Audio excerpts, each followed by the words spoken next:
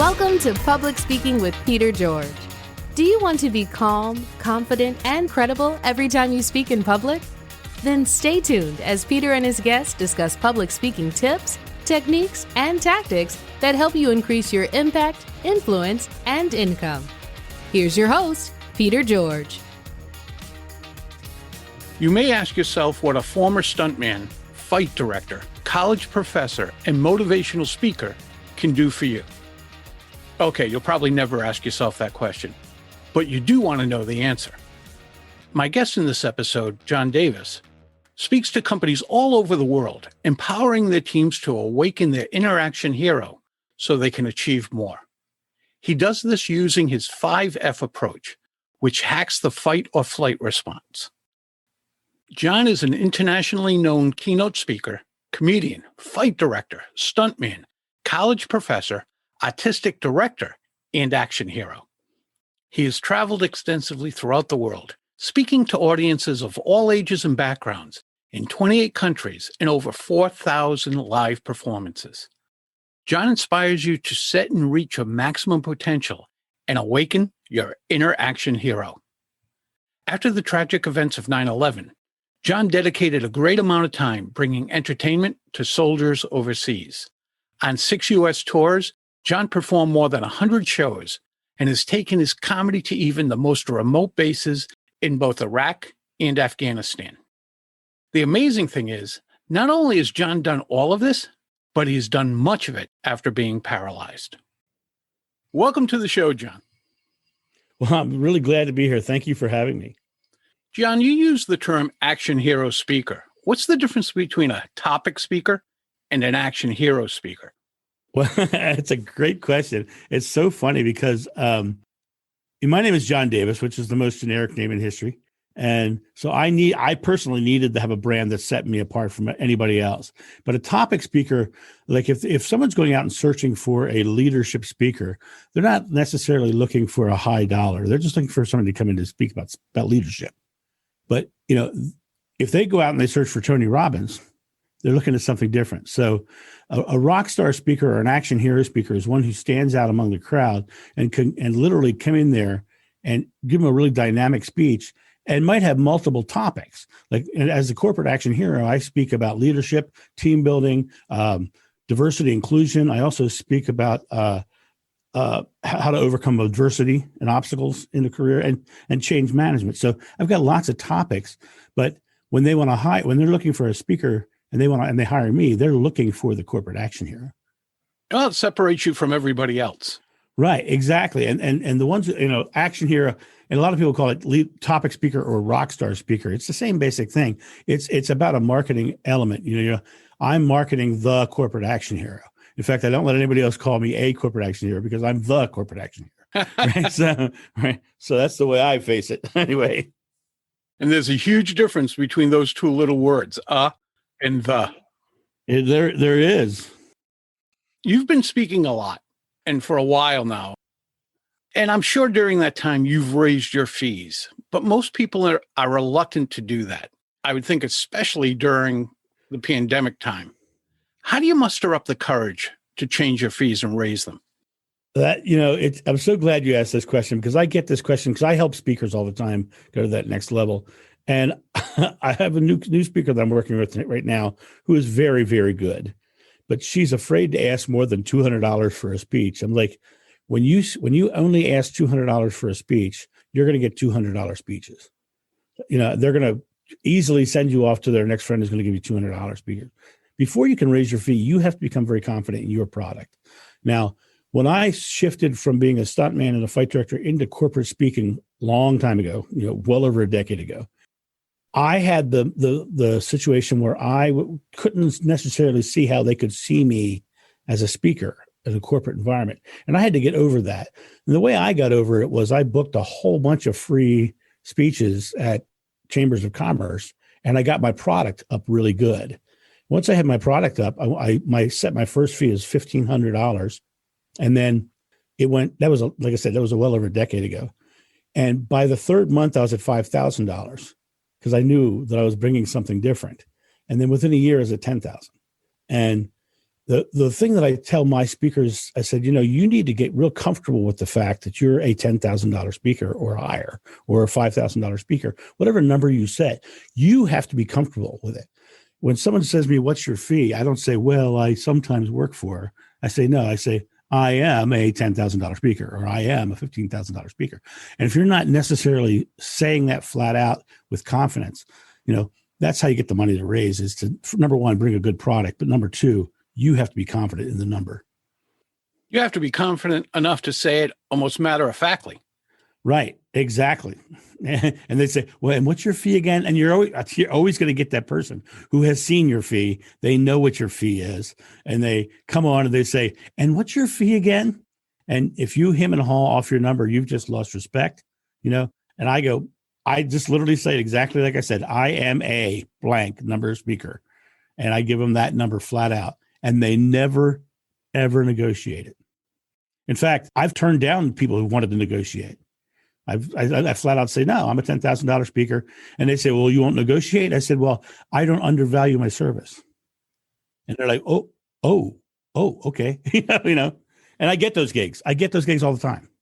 Do you think a lot of people who are possibly underpricing themselves are doing it because they're comparing 1 hour or 30 minutes or 45 minutes, however long they're speaking, to the fee, as opposed to all the years of learning, crafting the message like you did, all the hours they put in? I believe it always comes down to confidence, their own personal confidence. And if they don't feel comfortable, now I don't believe in the concept of trading hours for money. I believe in trading value for money. And so someone says to me, what's your fee? I say 10,000.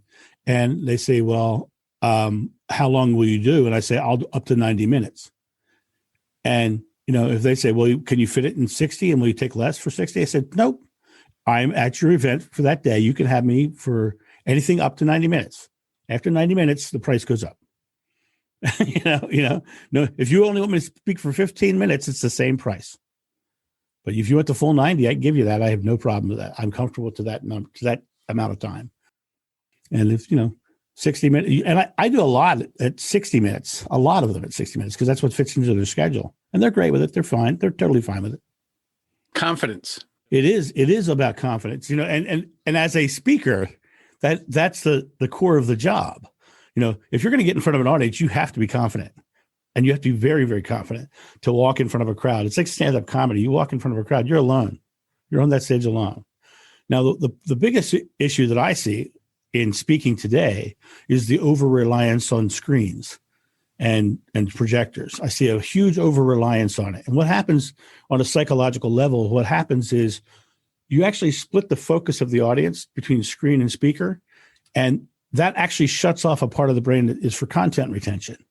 So the screen should be enhancement. It should not be the bulk of your experience. You need to make your screen be an enhancement. The best people who use screens, I don't use a single screen in any one of my speeches.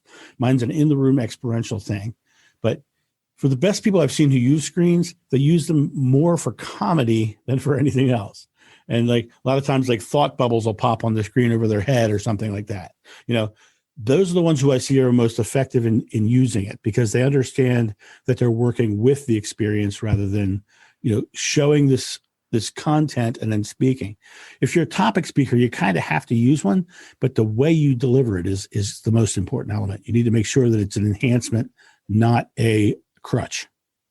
A while back, I was hired for a gig and everything was all set. And then the CEO of the company called me herself and said, I was just wondering, I looked at what's going to be taking place. I was just wondering, are you going to have a presentation? It took me aback for just a split second. I said, do you mean slides? And she said, yes. And I said, no. And she said, well, how can you not have a presentation? You're a professional speaker. I've had people not hire me when I didn't have a deck. Exactly. And I'm okay with that, because if that's their event, that I don't want to do that event. It never ceases to amaze me that some people believe you have to have slides to get a point across. And now a new challenge that we seem to also have is in the virtual world. All of these various platforms out there that now have, polls that go on during the speeches and questions and And if you're not the host and you're coming in and speaking on their platform, I have had people really want to do polls during my speeches. And I've said, why would you want to split their focus and take them away from the content? They wanted to actually, well, how do you think this speaker's doing while I'm speaking? To me, to me, that makes no sense. Why wouldn't you let me speak and get it out? And but I've seen that several times now on some of these virtual ones I've done. I believe that's doing it because you can. Right. Exactly. Exactly. And I'll tell you, virtual events have been really good for me because usually when I speak, I use whips and nunchucks. I need a lot of space. But when I'm doing virtual now, I use live video from events that I've done. And what's really kind of interesting is you have no idea the value of hearing a live audience laugh and applaud during a virtual program. It's huge. That extra little laugh and applaud makes the whole thing seem like it was better than just a virtual talking head program. Pretty fun. It's going to seem like another layer because let's face it, if you have comedy in your routine, in your presentation, and there's no laughter after the punchline or the point or whatever it might be, it has to fall flat compared to when you hear the laughter. Hence laugh tracks in sitcoms. Right.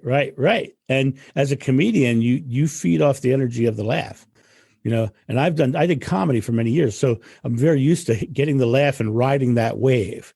And when you're in a virtual program, you can't hear the laughs. And so putting in my track was not only good for them, but it was good for me because I like to hear them laugh too. Right. So by putting that out, virtuals are a different animal. But I have to say, the year before COVID, I traveled over 200 days. And this past year, I think I've been to 3 live events, and 2 of them were in the past month. But I have done a lot of virtual speaking and a lot of virtual programs, and I'm thoroughly enjoying kind of hanging out at home and not being on the road in airports as much as I was. I fully expect that the industry is not going to go fully back. I think virtuals are going to be here to stay in some form. And I think every speaker is going to have to start leveraging into the platforms because it's going to be another side of the business. I mean, when this thing ends, I'm going to have live events, virtual programs that online programs I'm creating now. So now all of these things are going to tie together. This whole COVID thing has been great for me in redoing the way my business works. And I'm not going to be traveling near as much and making more money. Great thing, isn't it? Yeah, it's wonderful. I'm really excited about it, actually. People who haven't traveled consistently might not understand how much of a pain it can be after a while. Right. Well, one event equals three days. You've got the day before traveling, the event, and the day back traveling, right? So it's like you've just taken 3 days away from your house where, I love Zoom. I can sit here right now and talk to you with this black shirt on, and you don't even know if I'm wearing pants. Right? It's great. I can be really comfortable. I'm wearing a pair of flip-flops right now. And as they say, the commute is an easy one. Right. I walk from the living room into the other room. There I am. It's great. You've mentioned comedy a couple of times, and I know you're a comedian. How important is comedy in a presentation now? Well, it's as important as this. If you want to make money, make them laugh. You have to realize that every speaker who's out there who's not making them laugh is not making a dime, because they have to have a positive experience while you're there. And if you can, I start with a joke and I continue joking. And when I finally pull the whips out, it's fun jokes all the time, right? I'm doing all kinds of funny. I crack targets out of people's hands, making jokes the whole time about the experience, right? But if you're not making them laugh or you're not giving them a really positive, good time, you're not going to make a dime, because it's just not the way it works. Even Tony Robbins gets up there and he gets to laughing and they get to laughing. And it's just, I use Tony Robbins because he's the one we all know, but every good speaker I know makes them laugh at some point during their program, and usually multiple times, if not many times. I often tell my clients, do not start with a joke. And that's usually because they're not very good at it. You're a professional. Right. But a lot of people, and tell me if you disagree with me, but a lot of people, they're not good at telling jokes to begin with. And then their timing's bad. And then they forget the punchline. If they start that way, it's a long road back. I think you should stay away from flat out straight jokes anyway. I think you should tell a funny story from your life, something that's going to be relevant to what you're going to do. Now, when I speak, one of the first things, if I'm doing my corporate, I do several different speeches, but my corporate action hero speech, I walk on stage and they've just done a really funny introduction that I have provided for them to do for me, right? Basically, they've already done he lived the life of an action hero, a stuntman, fight director, and does all these things. And in the middle of it, it says comedy sword fighter. And then I walk on stage and the first thing I say is, you heard in the introduction, he said comedy sword fighter. I thought I should explain that. That means for many years I did Renaissance festivals. And for those of you who have never been to a Renaissance festival, that means that for many years I was wearing tights and living in the woods. Please don't visualize, right? That's how and just starting like that's all I needed, get them to laugh, right? And then I go right into content. But I tied into this person who introduced me. I tied into what they said. So I connected to what they were doing. I responded to something that was said in that introduction. So I was tying it again. And then I added to it and gave them a visual chuckle, because it's funnier in person because I'm a 6'1", 300-pound man. And the concept of me in tights is just funny. We were talking about people not charging what they possibly could or should, and that has to do with limiting beliefs. Right, absolutely. How do you suggest our listeners deal with limiting beliefs and overcome it so they can go out and truly command the stage? That's an awesome question. Awesome. And that is exactly what I do. I have this 5F system that I use when I'm speaking about how to overcome fears. And limiting beliefs are based in fears of subconscious beliefs that you've gotten back there. Your parents might have said you couldn't. You might have had an experience where you failed before. Those are all subconscious beliefs. All of those subconscious beliefs and that lack of self-belief is all based in fear. And when you first look at what fear is, all fear really is negatively focused uncertainty, because it's an emotional reaction to some future event that may or may not happen with you focused on a negative outcome. Because if you weren't focused on a negative outcome, you wouldn't be afraid, right? You'd be happy, right?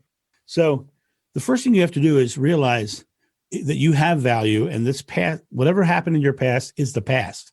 You have to set it down. Now, the way you set fear down and break out of fear, and every speaker should know this next trick that I'm about to tell them, because actors on Broadway are trained that if they're on stage and they lose their place or forget their lines, they are literally trained to exhale and relax all their muscles. Now, why this works, and why this works not only in your setting your self-limiting beliefs behind, but also on stage, what happens is when they exhale, they shut off the primal reaction of fear. And the first reaction in fear is that we hold on to our air. When you see somebody get scared, they go, they gasp for air, right? And they don't feel like they can breathe when they're afraid. They feel like it's hard to breathe. The reason it feels like it's hard to breathe is because their body is literally conserving air so they can run further and faster. It's a primal response. By exhaling and relaxing the muscles, the actor's lines all rush right back into their head, and they go right back to where they were in the process, because it shuts off the fear response and turns on the cognitive thinking brain. And so when you want to get past your limiting beliefs, first of all, recognize that it's just a fear response. Relax and make a new declarative statement. You know, one of the things that I speak about in my program, at 22 years old, I was paralyzed. I literally was well on the way to becoming a stuntman and a fight director, and ended up having an injury that left me completely paralyzed. And doctors told me I'd never do any of the things that I wanted to do in my life. And I had to overcome my fears and take control of my present moment. If you want to go to the next level in the speaking industry, you have to take control of this moment, because this is the only moment that you have that you can take control of. It's the only moment you can have thought, word, and deed. So take this moment right here and make it as successful as possible. The subconscious mind behind you will take care of itself the more you stack present successful moments here. Just make one small moment brave, and make the next small moment brave. And those moments will stack into your subconscious mind, and that subconscious mind will go away. That self-limiting belief will go away naturally. Here's the next thing. If you want to go to that big level of speaking and you're out there and that speaking, you're looking up at Zig Ziglar and Tony Robbins and all the biggies, and you're looking at them and you're going, that's where I want to be. That's great. At some point, they were where you are, and they're living their present moment right now. Right? You have to live your present moment and realize that success is coming to you. You're not getting to it. So stay right here, right now. Do the things well and smart and courageously. Look at this.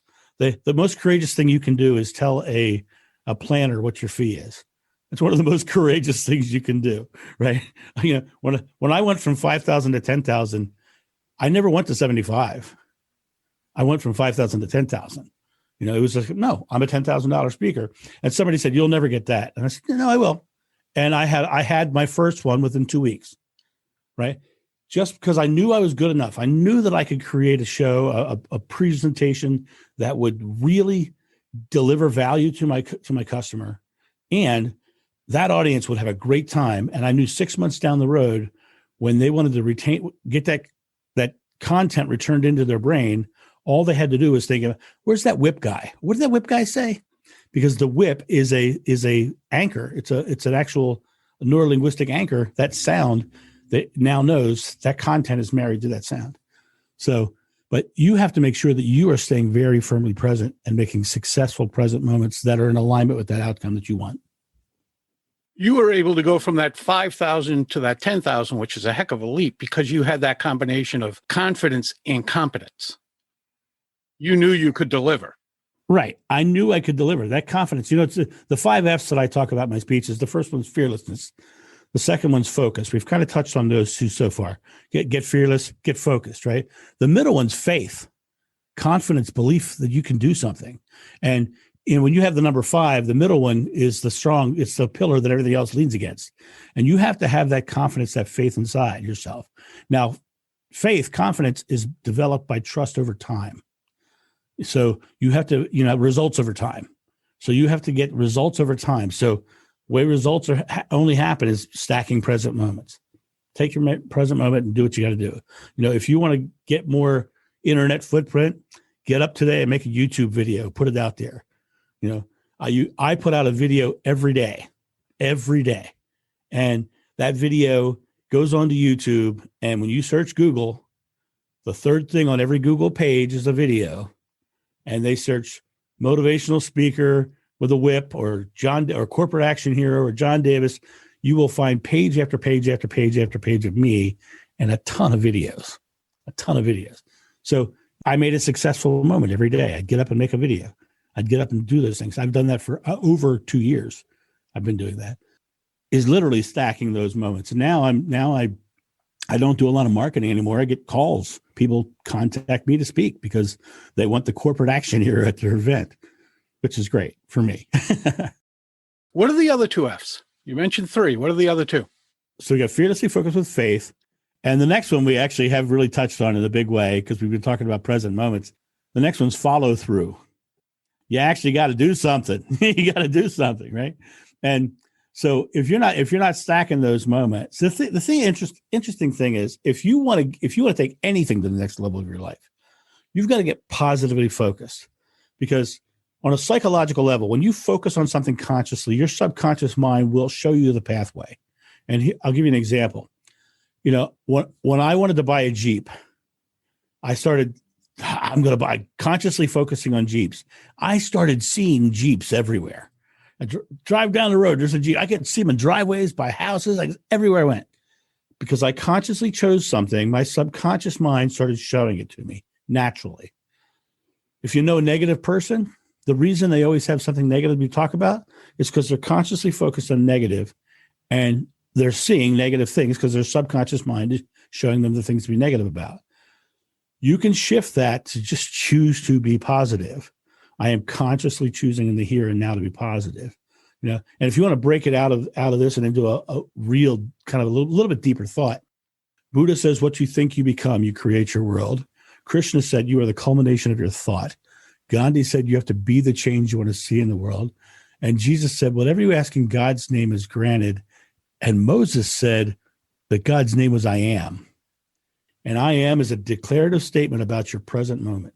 So what are you putting after I am?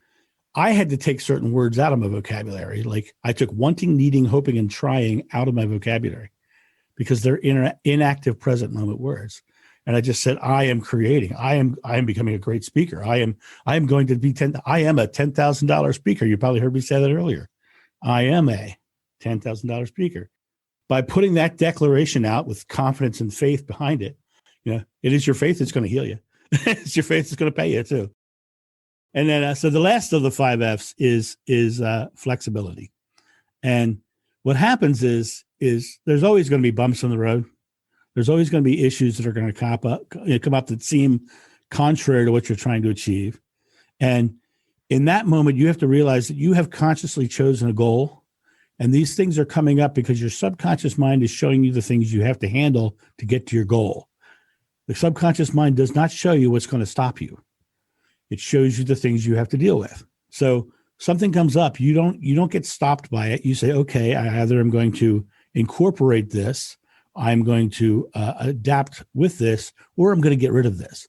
And so by staying actively focused on your goal, any obstacle that comes up is just something you deal with. And realizing that you have faith in the outcome, this thing is going to go away anyway. You've given our listeners an awful lot to think about. Where can they go get more from you? Where can they learn more about you? I got a couple things for you. Actually, if you go to corporateactionhero.com, you're going to find my LinkedIn, my Facebook, my Twitter, all that's there. But for your guys today, for your audience today, if they go to, and this, I'm going to give you this link, www.corporateactionhero.com/gift, GIFT. That is the 5F workbook that'll help you set your goals and reach your goals and tell you how to come through it. Now, let me say this. That's a free gift, which means you're going to go to that link. There's not going to be anything that's going to sell you anything on that entire website. And it's not even going to ask for your email address. I'm not even collecting email addresses. This is for me giving value to you. This is not me taking value from you. So it's my gift to you. So go there, get this book, put it to use, because I have seen people. I had one lady who I was coaching who was agoraphobic, couldn't even leave her house. And a year after we started coaching her through this 5F process, she took a solo trip to Africa, climbed a mountain, and hung out with the gorillas from the Jane Goodall group. So she actually went a solo trip before she was afraid to leave her house. It's incredible. It's amazing, And it's how I got out of the bed, because I literally was paralyzed, and I worked my way back, and I did over 4,000 live comedy sword fighting stunt shows. And it took them all the way out to the front lines of Iraq and Afghanistan. I've worked with movie stars. I've climbed Mount Sinai and Machu Picchu, and I've done all kinds of crazy things in my life just because of the fact that I had faith that I could, and I took an action. John, this has had 2 more Fs. Fascinating and fun. Oh, well, thank you. Well, thank you. And I really appreciate that you joined us today. I'm glad to be here. Thank you for having me very much. That's a wrap of another episode of Public Speaking with Peter George.